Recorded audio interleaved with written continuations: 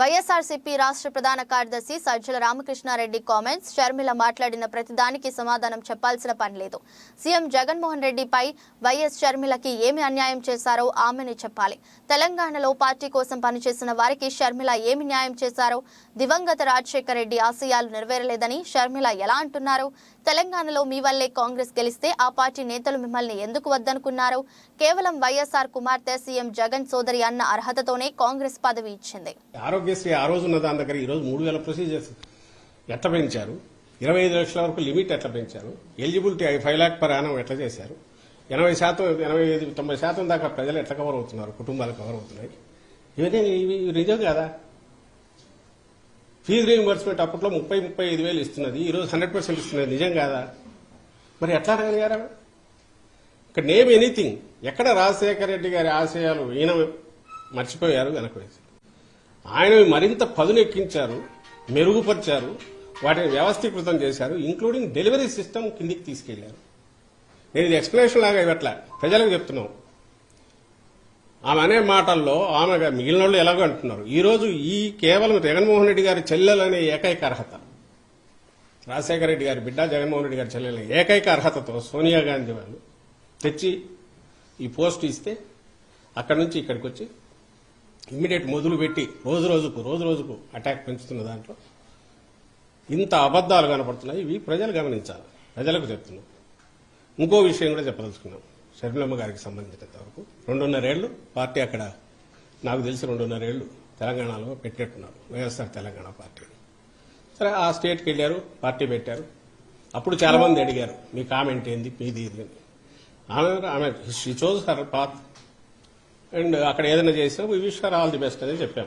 ఆమె ఏమైనా మంచి ఇదైతే మా వైఎస్ఆర్ కుటుంబ సభ్యురాలుగా, జగన్మోహన్ రెడ్డి గారి చెల్లెలుగా సక్సెస్ అయితే హ్యాపీగానే ఫీల్ అవుతా ఉన్నాం. సరే, వాట్ ఎవర్ ది రీజన్స్, అది జర్నీ అయింది, సడన్ గా కట్ అయింది.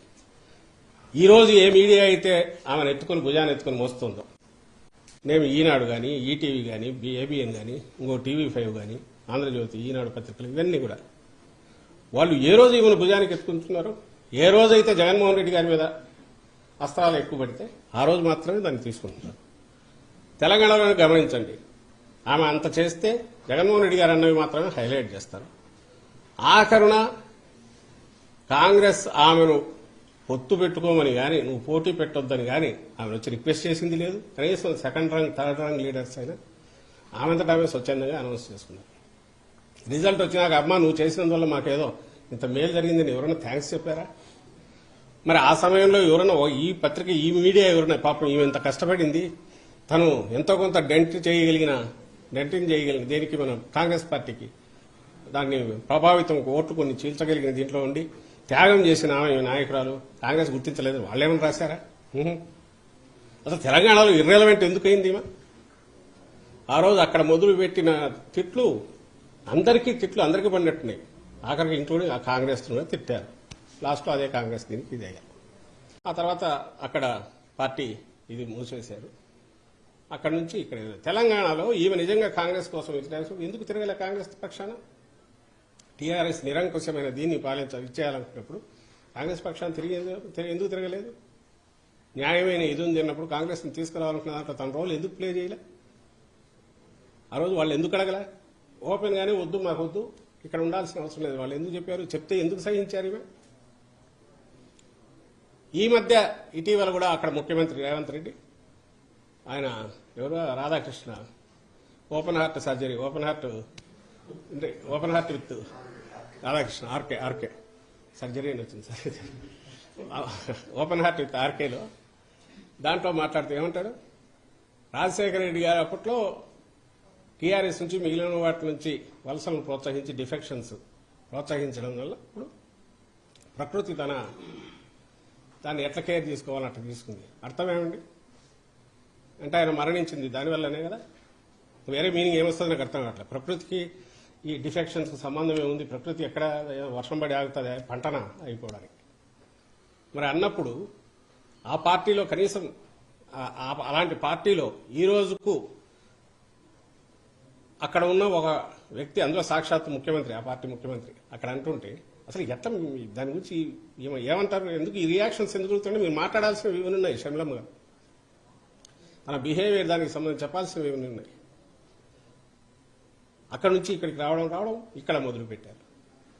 బహుశా ఈ రోజు మాట్లాడిన దాంట్లో కూడా అవి ఏ స్టేట్లో ఉండాలనుకో మాట్లాడారో తెలియట్లా. ఏది వైఎస్ఆర్ గారి ఆశయాలు అవి అమలు కావట్లేదు, ఈ రాష్ట్రంలో అసలు పాలన అనేది సరిగా లేదు, సంక్షేమం లేదు, ప్రజల మేలు గురించి పట్టించుకోవట్లేదని ఎప్పుడైతే అన్నారో అది ఆమె ఆంధ్రప్రదేశ్లో ఉండి మాట్లాడుతున్నా అనుకున్నారో లేక తెలంగాణలో మాట్లాడుకున్నారో నాకైతే అర్థం కాదు. ఇంత డొల్లతనంతో అసంబద్ధతతో కూడిన వీటి గురించి ఎందుకు రెస్పాండ్ కావాల్సి వస్తాం ఏమాత్రం అంటే కన్ఫ్యూజ్ అయ్యే అవకాశం ఉంటుంది ప్రజలు.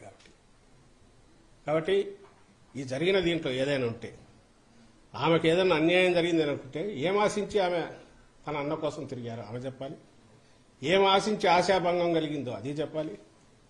రాజకీయాలనేవి కేవలం పదవులు పంపకం కుటుంబంలో పంచుకోవడానికా లేక అది ఒక పార్టీ అనేది హెల్దీగా ఉండాలంటే బ్రాడర్ డెమోక్రటిక్గా అందరూ ఇన్వాల్వ్ అయ్యి కుటుంబానికి అతీతంగా నడవాలన్నా ఏది ఆదర్శప్రాయమైంది మీరు మీడియా కూడా ఆలోచించాలి. ఈరోజు జగన్మోహన్ రెడ్డి గారు వేస్తున్న అడుగులు కానీ పార్టీని నడుపుతున్న తీరు కానీ ప్రభుత్వంలో కుటుంబానికి సంబంధించి పరిమితం చేయడం కానీ ఎక్కడికక్కడ చేయడం అనేది అదే ఆదర్శప్రాయమైంది. ప్రజలు ఎన్నుకున్నది రాజకీయ పార్టీని, ఆ పార్టీ నాయకుడుగా అధినేతగా జగన్మోహన్ రెడ్డి గారి ఆలోచనలు నచ్చి and regional party more so in regional party ఎవరైతే దాన్ని హెడ్ చేస్తున్న నాయకుడు ఉన్నాడో ఆయన ఆలోచనలు, ఆయన వ్యవహార శైలి, ఆయన ఇవి దిశానిర్దేశం చేస్తాయి. ఆయన వాటిని బట్టే ప్రజలు కూడా జడ్జి చేసుకుంటారు. ఆ జడ్జి చేసుకోవడంలో జగన్మోహన్ రెడ్డి గారు ఒకరు, ఆయన ఇంకొక వారసత్వం కానీ ఇంకోటి కానీ అటు ఇటు లేదు, లేదా కుటుంబంలో పదవుల కోసం ఆయన ఇచ్చేయట్లేదు, పార్టీని హెల్దీగా ఉంచడానికి ఇలాంటి బంధాలకన్నిటికీ అతీతంగా నడుపుతున్నాడు అనేది ఆదర్శప్రాయమైంది. అది వద్దని ఆమె అనుకుంటుంటే అది చెప్పాలి, లేదు ఇట్లే ఉండాలి, దాంట్లో నాకు ఇంత వాటా రావాలని అనుకున్నాను, రాలేదంటే అదన్నా స్పెసిఫై చేయాలి.